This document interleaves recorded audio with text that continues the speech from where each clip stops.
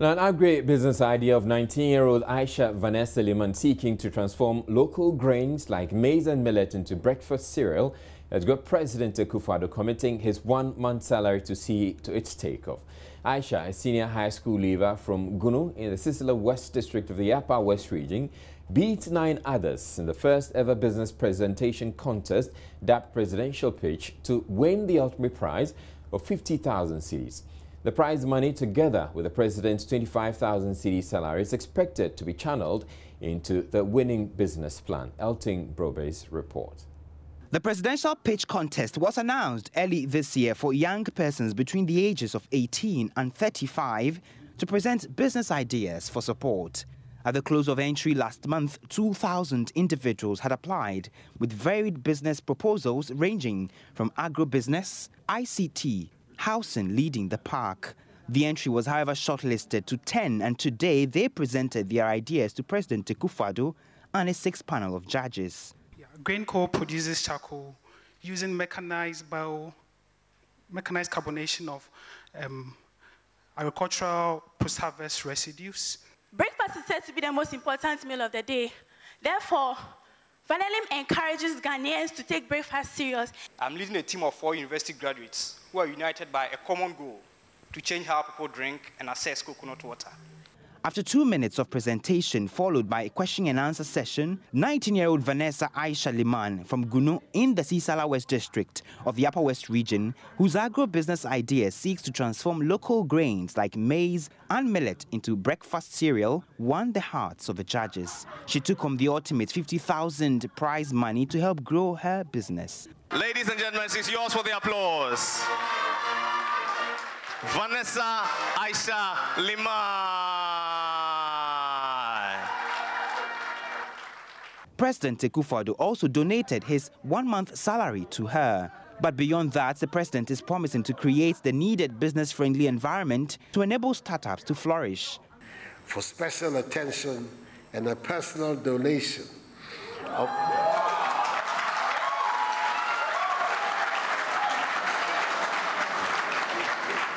of 25,000 cedis.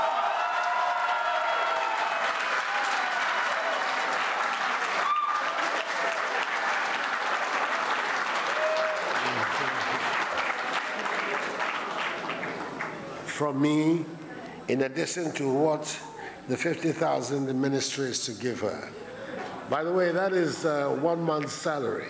My take-home pay is 29,000 cedis. I'd like to thank all of you for this great opportunity, and I'd like to thank the President and the Minister. God bless you. Minister for Business Development, Dr. Mohammed Awal, says more of such young business innovations will be supported by government to create the next generation of prosperous businesses. A former health minister in the John Mahama administration is challenging Vice President Dr. Mahamadou Bawumia's claim that some contracts for district hospitals awarded by the previous administration were overpriced. The Vice President at a procurement conference in Accra said the economic management team he chairs discovered that whilst the African Development Bank is constructing a 150-bed capacity hospital at only $1.3 million, the nation is spending $25 million on a 60-bed facility. At a recent meeting of the economic management team, which the senior minister referenced just a few minutes ago, it emerged that Ghana constructs 60 to 80 bed district hospitals for $25 million. 60 to 80 bed district hospitals for $25 million. That day, even though I don't speak Fanti, I had to say Ebe. Today, you will hear the African Development Bank constructed a 150-bed hospital in Accra a few years ago for 5.76 million Ghana cedis, or the equivalent of about $1.3 million, which was without equipment. But you're talking about a 150-bed hospital constructed around $1.3 million. And even if we have to equip this for $1 or $2 million, the total cost would be some $3 million. So how come we are building 60 to 80-bed hospitals for $25 million? And this figure, the Minister of Finance will know, this $25 million figure does not include the tax exemptions that we are giving for bringing in equipment for these hospitals. That is an additional cost to the budget. It is therefore imperative that at the same time as we are seeking suitable investment opportunities to meet the infrastructure gap, the government takes steps to ensure cost-efficient program design and delivery to reduce financial wastage and protect the public purse. Ladies and gentlemen, it is in this respect that the government, under the leadership of His Excellency President Nana Addo Dankwa Akufo-Addo, has committed to seeking the investment required for the construction of roads, schools, and hospitals, and at the same time maximizing the efficiency of existing expenditure on these infrastructures to ensure value for money. Former Health Minister Alex Segbe explains the basis for the comparison is wrong. He told Evans Mensah on Joy FM the NPP MPs who sat through the approval by Parliament would also have been complicit if indeed the contracts were overpriced.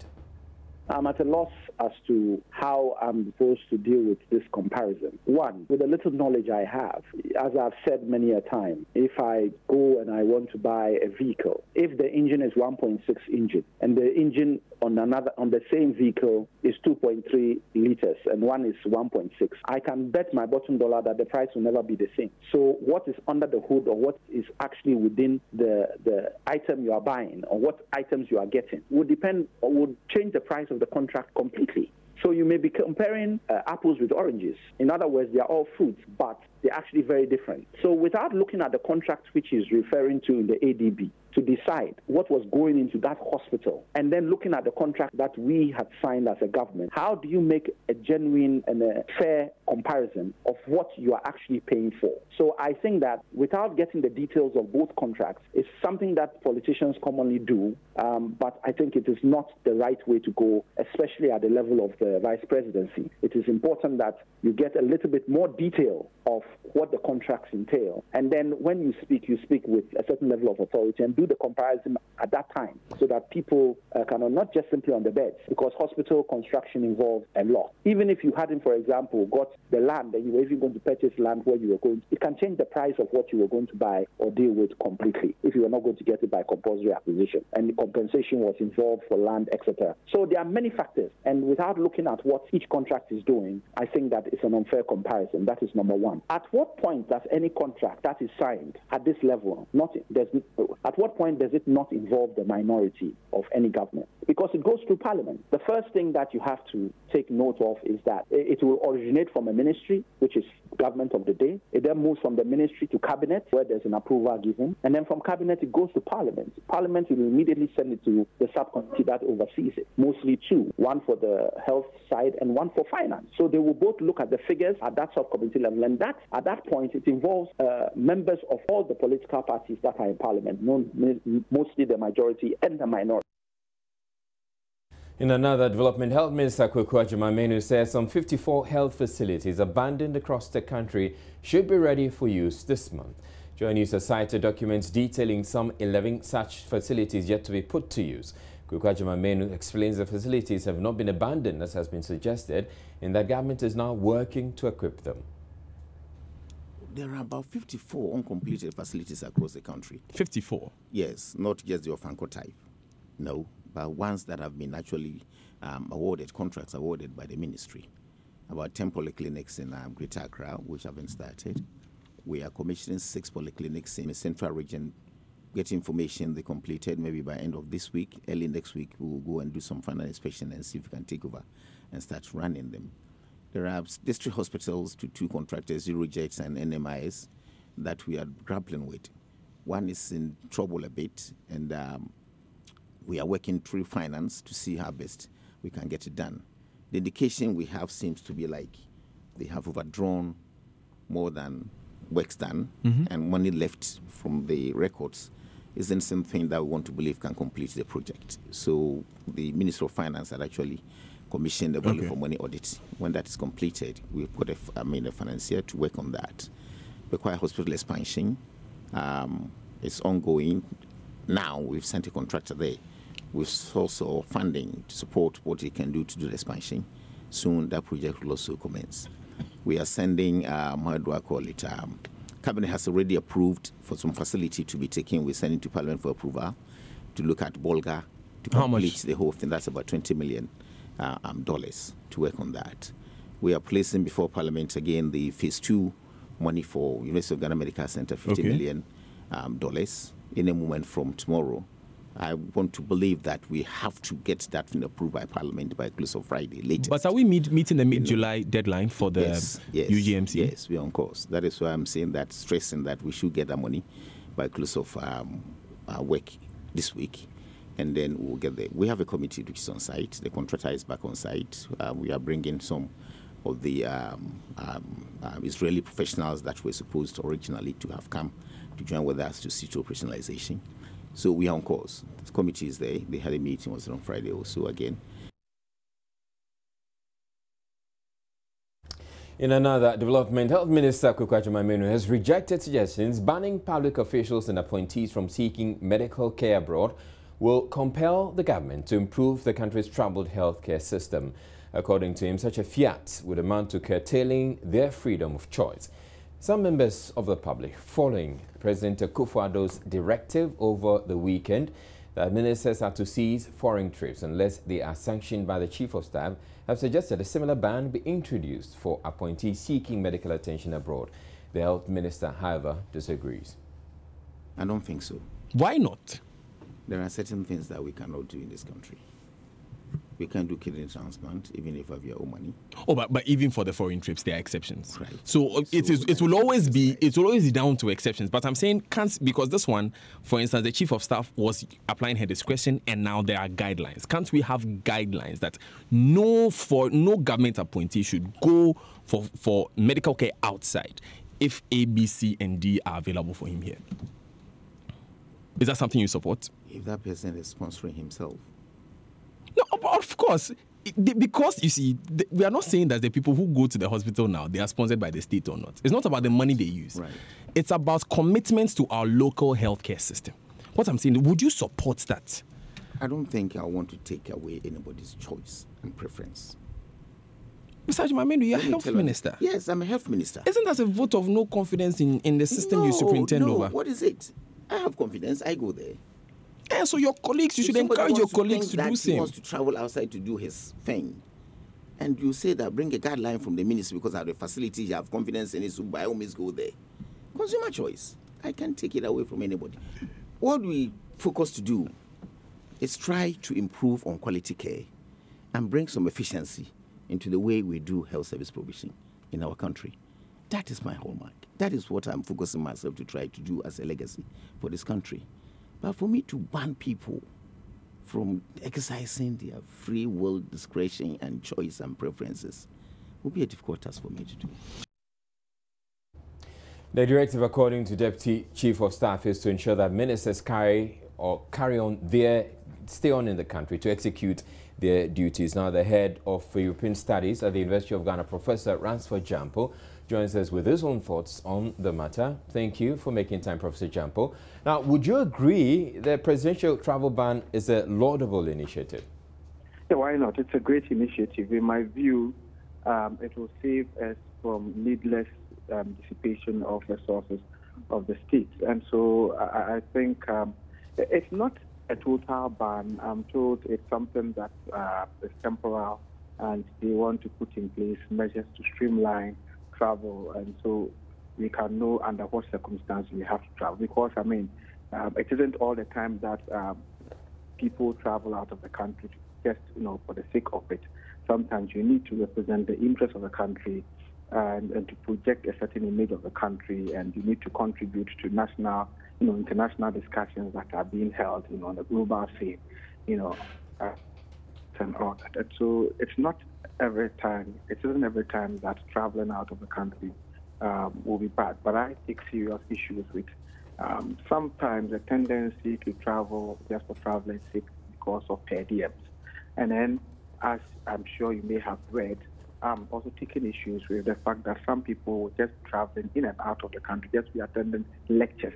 If a minister hasn't got what it takes to be a minister and he wants to use the opportunity given him as a minister, for instance, to get more degrees, I think we shouldn't, allow that. And the last issue I'm talking about is the frequent medical checkups, outside that appointees, do. I'm saying that we have health system here, and the appointees and governments of the day oftentimes tout their achievements in building credible health facilities for ourselves. And so if we believe in what we are doing, then let us make use of it. No medical treatment should be offered to any appointee outside the shores of the country. Let them make use of what we, the ordinary people, have been making use, of, so that if it is not good enough to take good care of them, let them fix it. Otherwise, then I think we are doing a great disservice to the people of Ghana who give their mandates to those who are at the moment, ruling. And I listened to the Honorable Minister of Health, this morning on Joy FM, and some of the comments that he made to the effect that it isn't everything that we can do in Ghana and that you cannot even do kidney transplant here. And I kept asking, but who told him that we can't do everything here? And those places that they do everything there, is it not human beings who do those so-called everything? And are they coming from heaven or from the moon? They are human beings who are operating in a very much prioritized health sector, health system. And so if the minister prioritizes well, we'll be able to do everything here. And so it's important that he learns from them. And for me, the statement is symptomatic of somebody who has failed and is actually pandering to the status quo. Professor Jampo, so the minister makes the point that, yes, it's not everything that we can do here. And you say that, yes, it's not everything, but we should be able to do it. In the meantime that we don't have the capability of doing it, you still, what's the option? What option would you propose? It's always been the fact that it's always been the case that we've always not have developed the capability or capacity to do it. And so when will we start? Let the ministers die here in Ghana. And if one minister, two ministers, three ministers die, it would compel policymakers to put in place. That's a little harsh, Professor Jampo, to say that they should die. Let them die here. Let them fall sick. I mean, but if you, Israel, if you are sick and the state cannot fly you abroad, you will die here.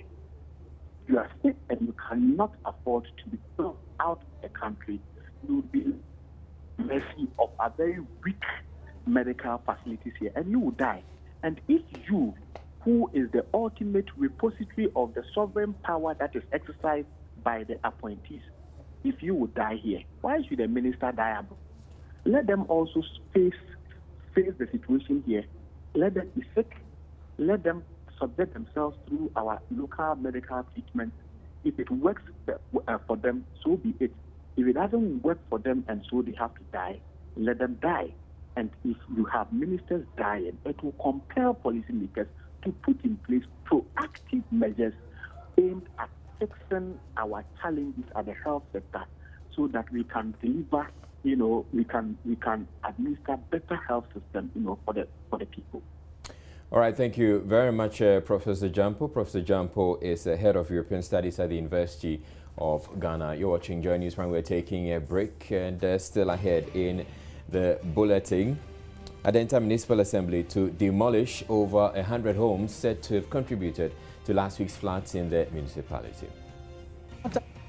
Any Friday nights you stay there to do all night, it will not prevent the water from coming. Stay tuned, we will be back in a bit.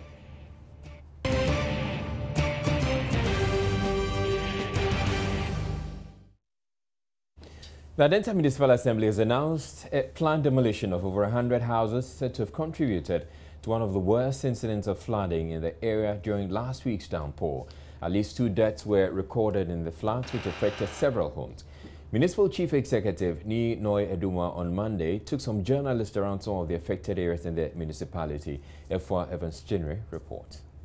According to the Municipal Assembly, these houses, which are located at Ashie, a suburb of Adenta, are sitting in waterways and obstructing its flow. MC for the area, Ni Noi Eduma, blames residents living around these areas for the flooding situation that occurred last Tuesday, insisting their recalcitrant behavior is putting lives at risk. The rule says that if you are going to build, you must get a permit. That's why we've got a works department there, we've got a physical development department there. Some of these people don't even appear. Mr. Akutu, how many men do you have in your place? About 20 officers. So 20 officers scattered around just 4 zonal councils, 12 electoral areas. Obviously, there's a deficit. You can't see everything that is happening. However, when they come and tell people to do certain things, some of them believe that they are even more powerful. I mean, I was telling them last Saturday, no matter how many Friday nights you stay there to do all nights, it will not prevent the water from coming. The residents who spoke off camera, however, said they will not leave until they are adequately compensated. But the MCE is adamant, maintaining no one will be compensated. The olden days, our elders who didn't go to school were able to put, as it were, dams in various areas to help hold the water and allow the water to drip out. We're standing near this water body here, which is the Ashie water body near the Animal Research Institute. It was constructed in such a way that it dammed this area for the water to hold. Some people have breached it. It's gone round and created an island where it shouldn't be. These are some of the problems, and these people are living comfortably.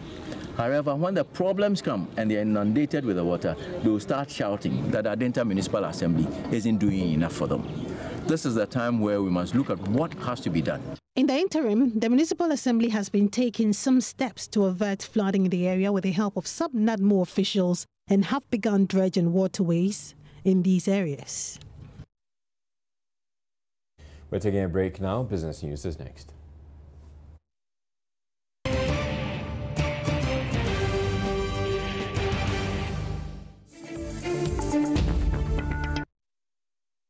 Hello again, good evening to you and welcome to Business. Now, Minister for Procurement, Adjoa Safo, has assured that budget overruns associated with all national procurements of contracts will soon be a thing of the past. She was speaking at this year's Value for Money conference in Accra. There's more in this report. What you see here are captains of industry as well as ministers of states coming together to find solutions to one prevailing issue related to governance in this country, which is budget overruns when it comes to the procurement of contracts. It's all here at the Value for Money conference, which will see several stakeholders proffer solutions. The cost of all infrastructure contracts will in the coming months be standardized to ensure value for money. This is according to the procurement minister, Adjoa Safo, who tells Joy Business that budget overruns in the procurement of contracts will now be a thing of the past.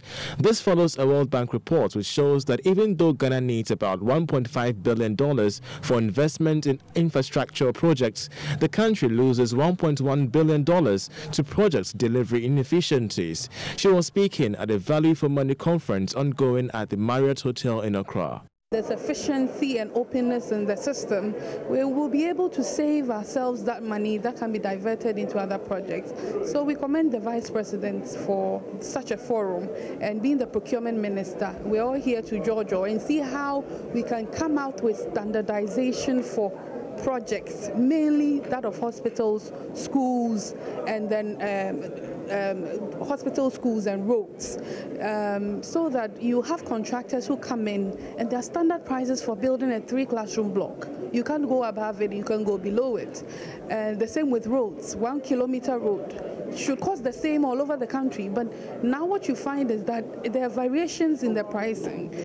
On his part, Finance Minister Ken Oforiatta stated that the overpricing of government projects has the potential of draining government coffers and subsequently distorting government revenue. I'm not sure actually the principal issue is budget overruns. The principal issue is a custom, and the experiences that we have seen in India, the challenge of the Ofanco establishment, and whether we as a people can afford afford the current paradigm or model in which... The conference was under the theme Public Infrastructure Projects, a New Way of Thinking to Ensure Value for Money. The World Customs Organization has pledged its support to Ghana in arresting trading in counterfeit goods. This has become necessary due to the effects of trading in such goods on the economy. Speaking in an interview with Joy Business at the training workshop for customs officials at various borders and entry points, technical expert at the World Customs Organization, Sandra Wens, disclosed that the organization is ready to support Ghana in many ways to deal with the menace. Customs officials and the private sector, the right holders, the owners of the rights, it is important that we have good cooperation between customs and the private sector, so we bring them together in a kind of workshop. Are you looking at any specific product here? Like, for instance, Ghana here, we have issues with our textiles. Textile piracy has been one of the major. I mean, are we looking at a specific place that you are helping Ghana to combat? Well, we see that every country, every region has its specific problems. We see there is more counterfeiting about a certain product in one country. So we see, especially in Africa in general, we see there's a huge problem with counterfeit and illicit medicines. And Ghana, it definitely has some issues with textiles. So we're trying to get right holders on board from different textiles companies to provide training to customs officers how to recognize genuine products and counterfeit products. Okay, my last question will be, Ghana is trying to bring in a mechanism of introducing a tax stamp on its textile products that have been produced locally as a way of combating the illicit trading and all that in textiles. What do you make of such a policy, and as a world organization, do you have any input to make into such a policy? Now, that all depends on the internal procedures here in the country. We are a global organization, so we see it from a global perspective. All initiatives taken by a country are, of course, good if they can make sure that customs officers can also test the specific stamps, and that they have good background information how to see whether those stamps are counterfeited or not.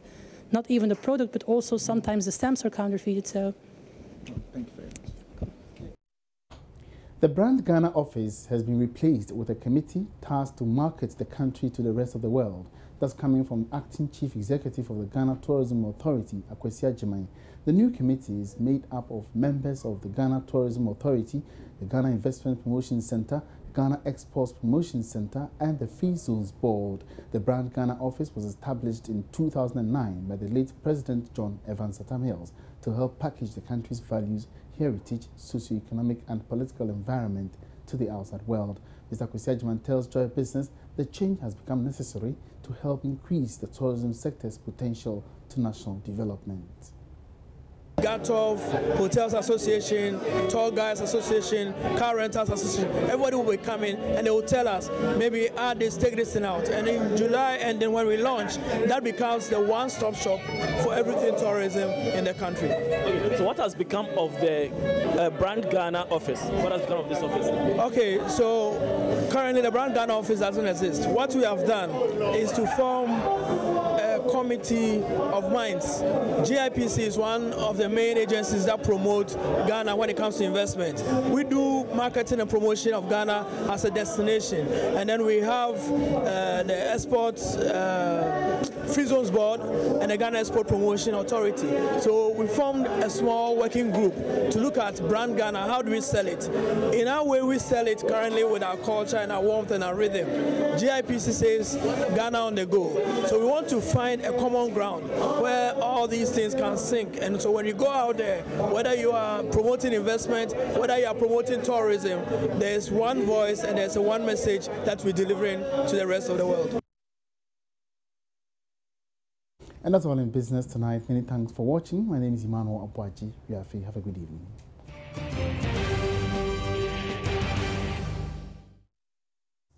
Also, Medical Director of the Upper West Regional Hospital, Dr. Barnabas Ganda, has assured patients visiting the hospital no one would be turned away for lack of beds. Health facilities have come under severe criticisms over the no-bed excuse used to deny patients healthcare, leading to loss of lives in some instances. The medical director says for as long as it remains the obligation to serve the people, they are prepared where necessary to nurse patients even on the bare floor. Dr. Gandao gave the assurance when the Italian ambassador to Ghana, Giovanni Favilli, donated newborn care equipment valued at $225,000. Joy News' Upper West correspondent Rafiq Salam reports from Wa. The Upper West Regional Hospital Maternity Organic Ward is a sister-bed facility, but with far more expectant mothers visiting than it can accommodate each day. Several of them are forced to make do with the bare floor during delivery. Their woes will not end with successful delivery though, as the bleeding warmers at the labor ward are also not enough. As a result, their newborns are packed like sardines or bouquet flowers in the warmers despite the risk. The neonatal intensive care unit for preterm babies is also unable to accommodate the dozens of babies born at the facility. Thanks to an unnamed Italian private donor working through the United Nations Children Fund, UNICEF, however, the aforementioned challenges are likely to be history. The Italian ambassador to Ghana, Giovanni Favilli, made a presentation of newborn care equipment to the regional director of the Ghana Health Service. UNICEF and the government of Italy are here working together to bring more health for the children, the newborns, and the mothers of this region. We all need how much need there is to improve their situation. This is a small token of our support. We hope that in the future we'll be able to do more. But we have a proverb in Italy which says that you see a beautiful day from the start. Dr. Gandao, who received the items on behalf of the hospital, commended the donors, the Italian government, and UNICEF for coming to their aid. No one should fear the no bed syndrome. If we don't have a bed, we'll nurse you on the floor. We've been doing that for long. We'll continue doing that. And then we assure all Ghanaians that even if a midwife has to deliver a baby on the floor and carry the baby, nurse it, whatever be the case, at all risk, we are going to do that in this hospital. We don't have any other obligation than this, to serve the people of Ghana living in this part of the country to the best of our ability and our knowledge. So help us, God. UNICEF country representative Anne Claire Dufay lauded the government for launching the nurturing care framework aimed at investing in children. So we're going to invest in young children 0 to 3 through the health facilities. And we're also going to invest in children 3 to 6 through kindergarten and preschools, because it's extremely, extremely important to make sure that we give children the best start in life. We know in UNICEF, because neuroscience has shown that the brains of a child develops in the first 5 years, because we know that investing in young child yields an economic return, because this young child will become, a future citizen of Ghana. Earlier, the Italian ambassador and the UNICEF team met with some departmental heads at the Upper West Regional Coordinating Council, working on key priorities programs on UNICEF and Government of Ghana partnership. Reporting for Joy News, Rafiq Salam. Wa.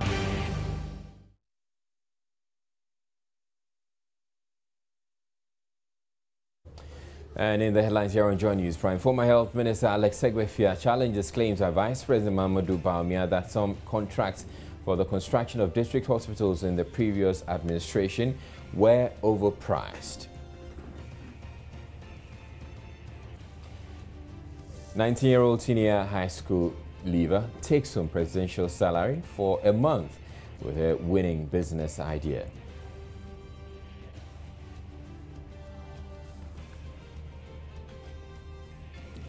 Adenta Municipal Assembly to demolish over 100 homes said to have contributed to last week's floods in the municipality. In business, Minister for Procurement, Adjoa Safo assures budget overruns associated with all national contract procurements will soon be a thing of the past.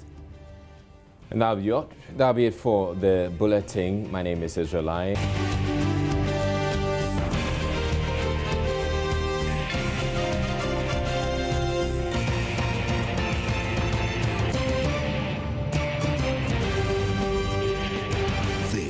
Joy News Prime.